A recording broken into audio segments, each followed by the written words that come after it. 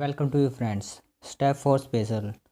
Today in this video we will discuss Paper 4 Unit 3.3 Use of Technology, Teaching Learning Materials and Educational Aids in Special Education.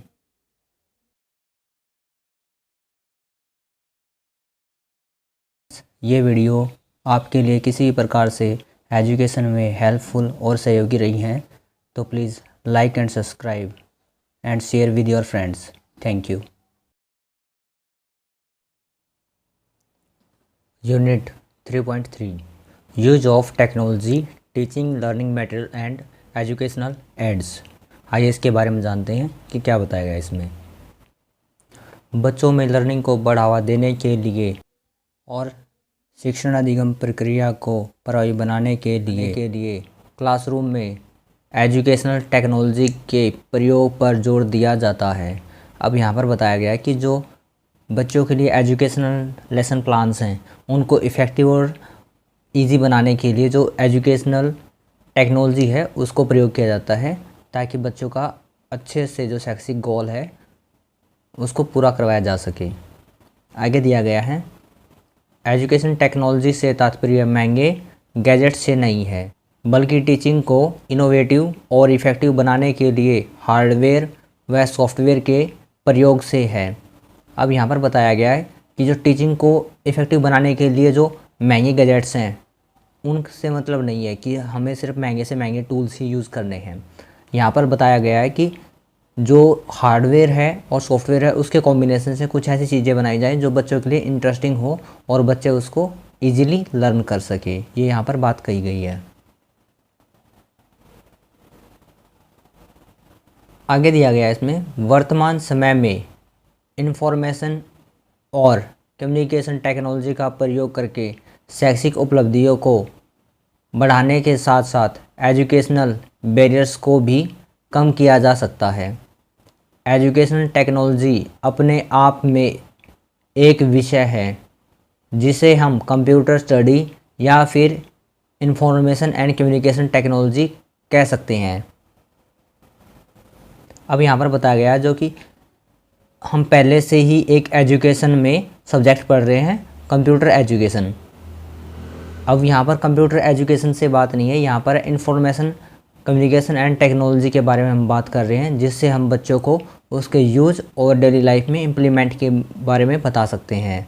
अब यहाँ पर जो information है, जो communication technology है, उसको एजुकेशन में जो बैरियर्स हो रहे हैं उनको भी कम करने में उनका यूज़ किया जा रहा है। ये वीडियो आपके लिए किसी प्रकार से एजुकेशन में हेल्पफुल और सहयोगी रही हैं तो please like and subscribe and share with your friends. Thank you. आगे दिया गया है इसमें according to association for educational communication and technology AECT, ये भी क्वेश्चन में ऑब्जेक्टिव टाइप क्वेश्चंस में आ जाता है, इसको भी नोट करके रखें। आगे बताया गया है इसमें अधिगम संसाधनों को डिजाइन करना, विकसित करना, प्रयोग करना और प्रबंधन करना थ्योरी प्रैक्टिकल ही एजुकेशनल थ्योरी कहलाता है।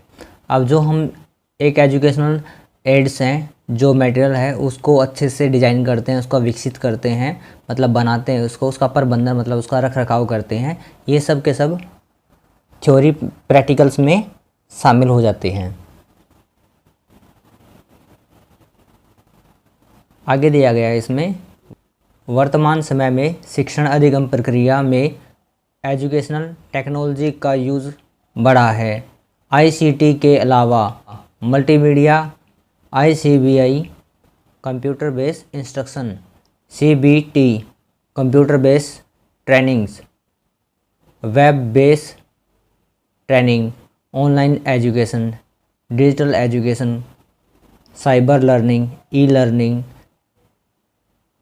शिक्षा में एजुकेशन टेक्नोलॉजी के एग्जाम्पल्स हैं।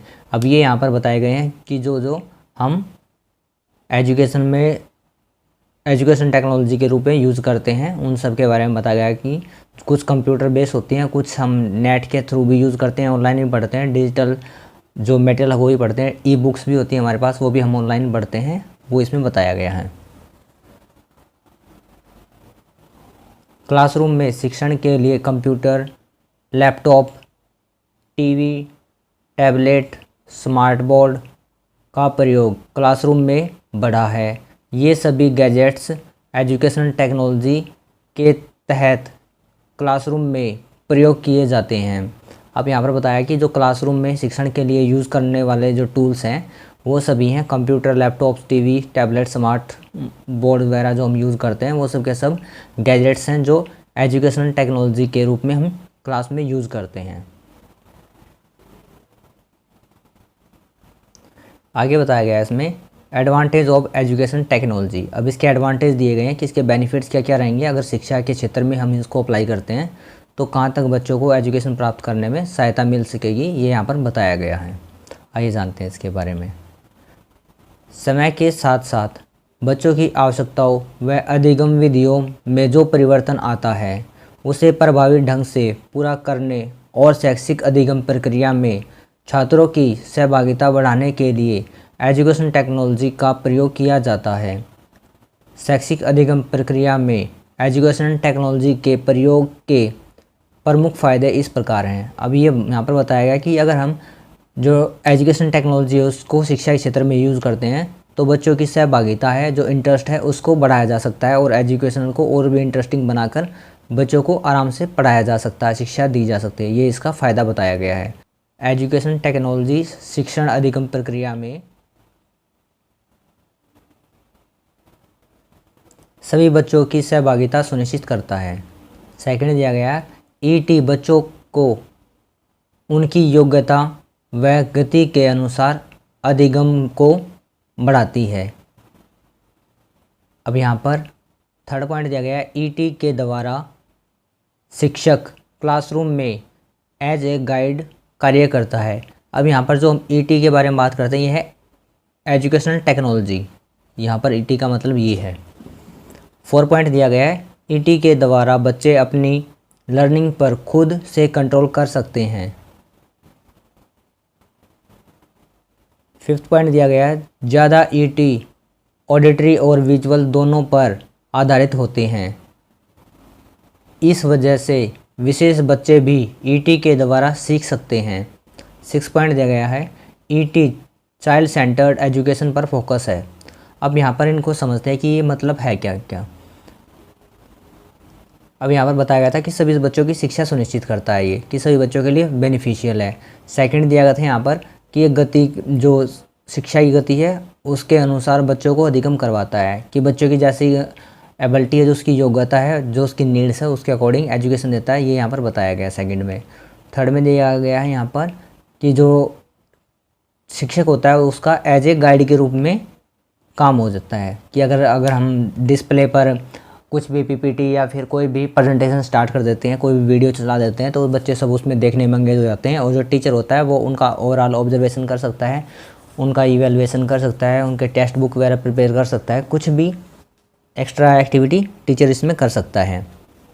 अब इसमें जो 4 दिया गया है कि बच्चे इस लर्निंग को खुद से कंट्रोल कर सकते हैं, कि यहाँ पर बच्चे जो पीपीटी है उसको दोबारा से रिपीट करके चला सकते हैं, जहाँ पर उसको समझना चाहिए, डिस्कस करना है उस टॉपिक को, उस वाले पॉइंट को पॉज कर सकते हैं वो, ताकि वो उसके ऊपर टाइम दे सके अच्छे से।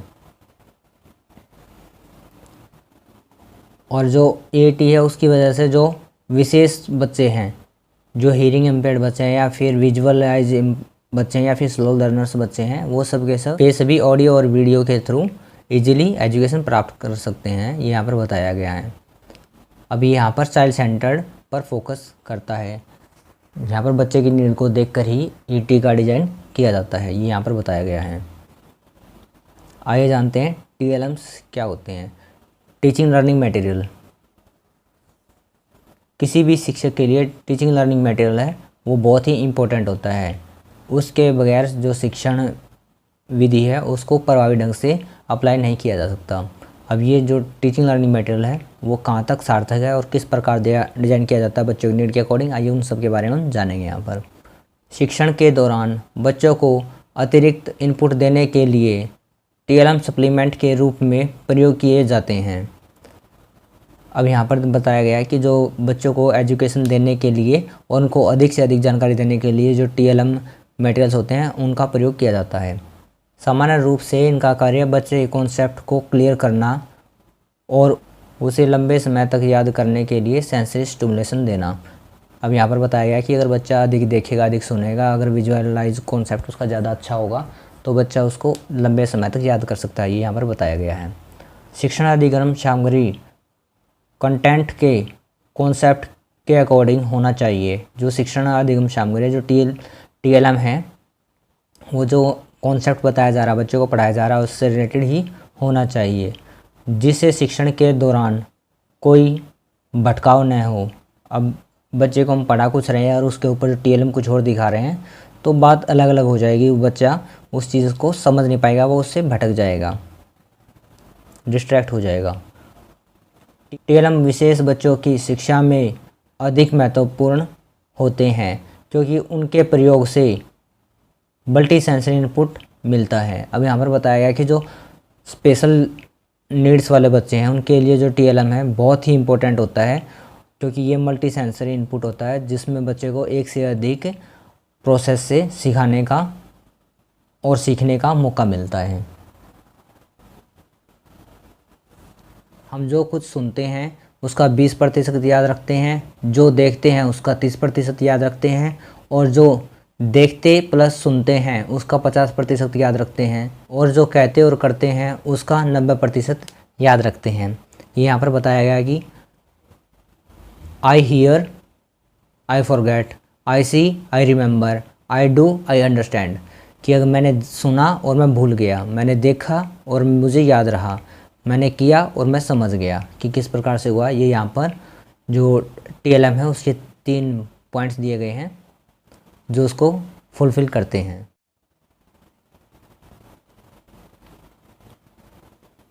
उपरोक्त कथन के आधार पर हम कह सकते हैं कि केवल लेक्चर या फिर किसी एक सेंस ऑर्गन के प्रयोग से टीचिंग को इफ़ेक्टिव नहीं बनाया जा सकता।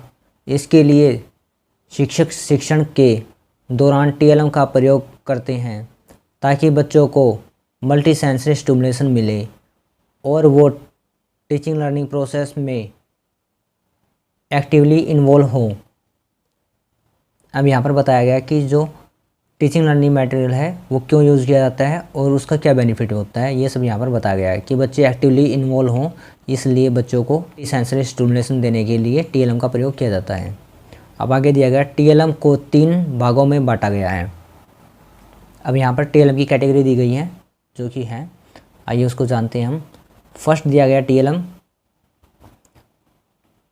ऑडियो, रेडियो, टेप रिकॉर्डर, जो भी हम रिकॉर्डिंग मटेरियल सुनते हैं वो सब का सब ऑडियो में होता है।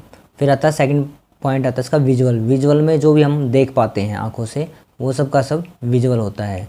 यहाँ पर क्या था, जो भी हम सुन पाते थे कानों से वो था, और यहाँ पर विजुअलाइज है कि जो भी हम देख पाएंगे वो सब का सब विजुअलाइज होगा।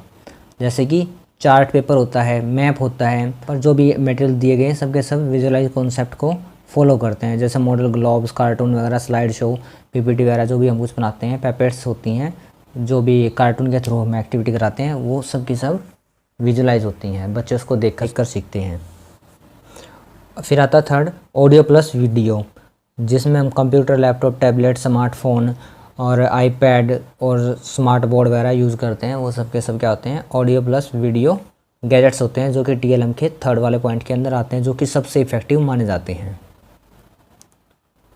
आगे दिया गया type of chart, picture chart, time chart, graphic chart, flow chart, tree chart, pie chart, ये सब चार्ट के टाइप दिए गए हैं जिसके थ्रू हम बच्चों को एजुकेशन देते हैं। TLM ऐसे टूल होते हैं जो कि शिक्षण के दौरान शिक्षक के साथ साथ छात्रों के लिए भी हेल्पफुल होते हैं। अब यहाँ पर बताया गया है कि जो टीचिंग लर्निंग मटेरियल होता है वो बच्चों के साथ साथ शिक्षक के लिए भी बहुत हेल्पफुल होते हैं ताकि वो इजीली एजुकेशन का गोल प्राप्त करवा सके बच्चों के लिए, ये यहाँ पर बताया गया है।